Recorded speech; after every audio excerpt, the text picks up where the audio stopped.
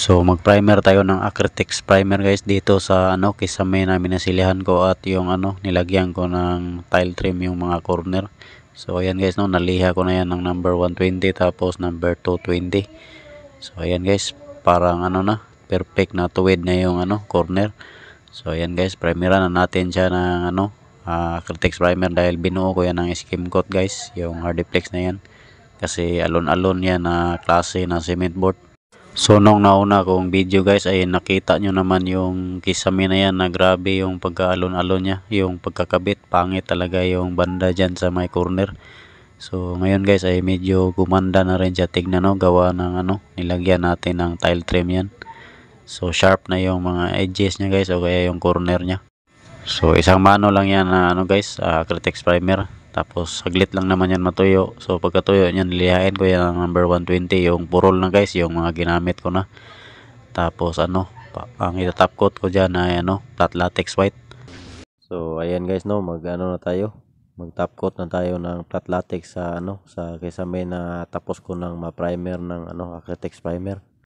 So ayan guys, bago natin yan siya i-apply ay haluin muna natin ng gusto yan guys. Tapos hindi na yan kailangan na lagyan ng tubig guys, kasi maganda na yung timplado na yung na yan, yung flat latex na yan. So hindi na dapat nilalagyan ng tubig yung mga flat latex para yung adhesion niya ay tamang-tama talaga dahil timplado na. So ayan guys, mag-apply tayo. So dito tayo mauna sa sa sala kasi kahapon pa yan na na Acrytex primer. Tapos naliha ko na yan ng number 120 na yung mga ginamit ko na guys, yung medyo purol na. Tapos ayan guys, flat latex na tayo. So bali isang mano muna to guys.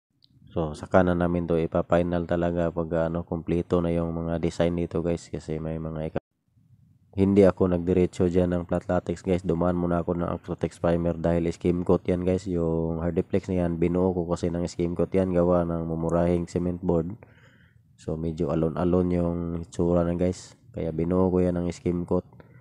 So kaya dumaan muna ako sa Acrytex primer kasi hindi ako magdiretso ng flat latex basta skim coat guys, kasi mahina yon.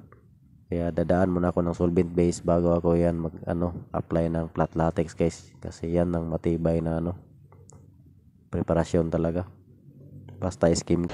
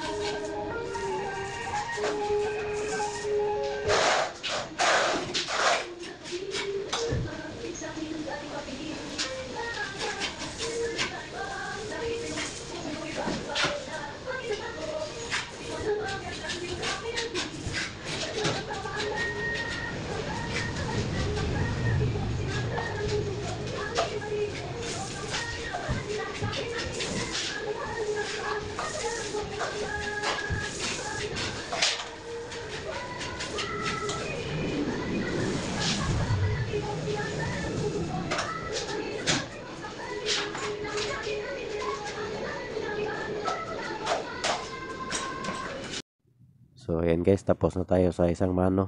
So saka na yan ipa-final pagka natapos na lahat. So ganun lang guys, maraming salamat sa panonood.